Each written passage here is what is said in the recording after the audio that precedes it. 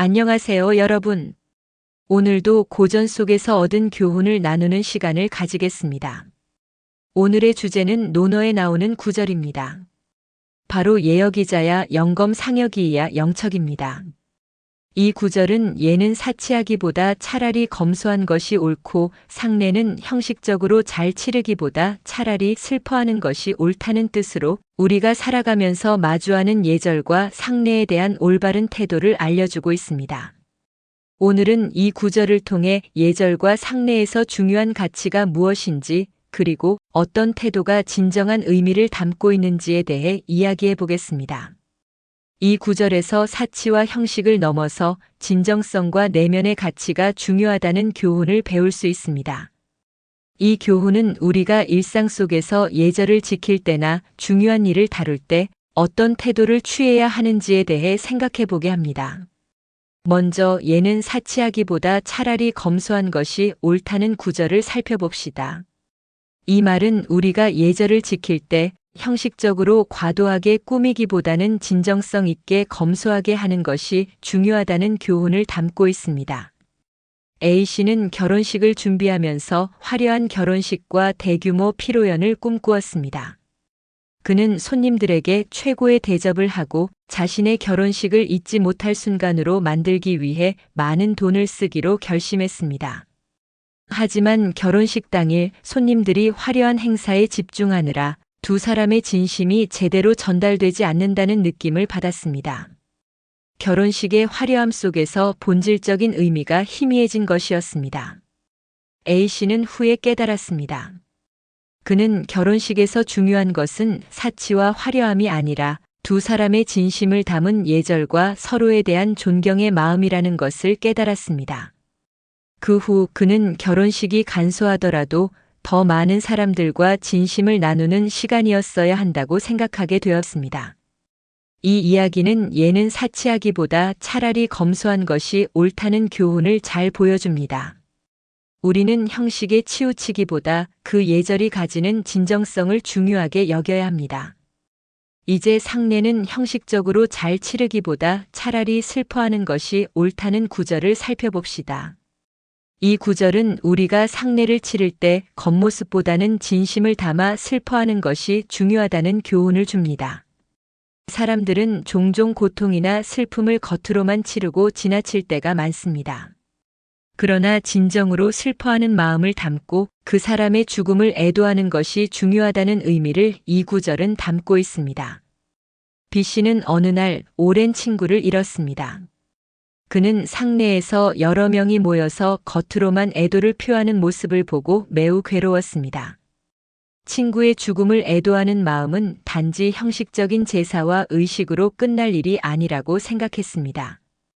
그는 친구의 생애를 돌아보며 진심으로 그 사람의 죽음을 슬퍼했고 자신의 마음속에서 그 슬픔을 고백하며 애도를 표했습니다. B씨의 이야기는 상례에서 중요한 것은 형식보다 그 사람의 죽음을 진심으로 슬퍼하는 마음이라는 교훈을 잘 보여줍니다. 우리는 상례를 치를 때 겉모습에 신경을 쓰기보다는 진심을 다해 그 사람의 생애와 죽음을 애도하는 것이 중요합니다. 우리는 예절을 지킬 때 단지 겉모습을 중요시하기보다 그 예절에 담긴 진심을 중요하게 여겨야 합니다. 예절은 상대방을 존중하고 서로에 대한 배려를 나타내는 중요한 수단입니다. 하지만 때로는 예절을 너무 형식적으로만 생각하고 그 안에 담겨 있는 의미를 놓치기도 합니다. C씨는 언제나 사람들에게 겸손하고 예의 바르게 대하려 했습니다. 하지만 그는 가끔씩 예절을 지나치게 의식하며 형식적으로만 행동하게 되었습니다. 어느 날 C씨는 좋은 기회를 잡기 위해 많은 사람들과 네트워크를 쌓아야 하는 상황에 처하게 되었습니다. 그는 자신의 형식적인 예절보다는 진심으로 사람들과 교류하고 싶다는 마음을 가졌습니다. C씨는 그 후 사람들과의 만남에서 더 이상 지나치게 형식적인 태도를 취하지 않고 진심으로 상대방을 존중하고 배려하는 마음을 표현했습니다. 그 결과 그는 더 많은 사람들과 진정한 관계를 맺을 수 있었습니다. CC의 이야기는 예절은 형식보다 진심으로 상대를 배려하는 것이 중요하다는 교훈을 줍니다. 우리는 예절을 지킬 때 형식보다는 진심으로 상대방을 존중하는 마음이 더 중요하다는 것을 기억해야 합니다. 예절은 우리가 상대방을 대하는 태도와 행동에서 중요한 역할을 합니다. 하지만 그 예절의 본질은 겉으로 드러나는 형식에 있는 것이 아니라 그 안에 담긴 진심과 마음가짐에 있습니다. 우리는 예절을 지킬 때 그 예절을 통해 나의 마음을 상대방에게 진정으로 전달하려는 노력이 필요합니다. D씨는 어느 날 중요한 상사와 대화를 나누게 되었습니다.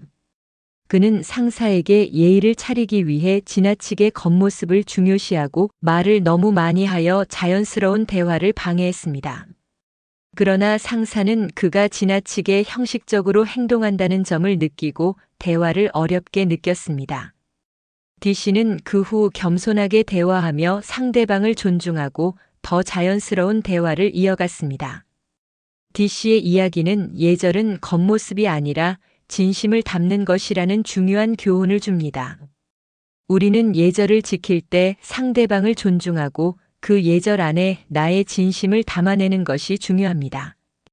오늘 예역이자야 영검 상역이야 영척의 구절을 통해 우리는 예절과 상례에서 중요한 가치를 되새길 수 있었습니다. 우리는 예절을 지킬 때 그 형식보다 진심을 담는 것이 중요합니다. 상례에서 중요한 것도 형식이 아닌 그 사람에 대한 진심 어린 애도와 배려입니다.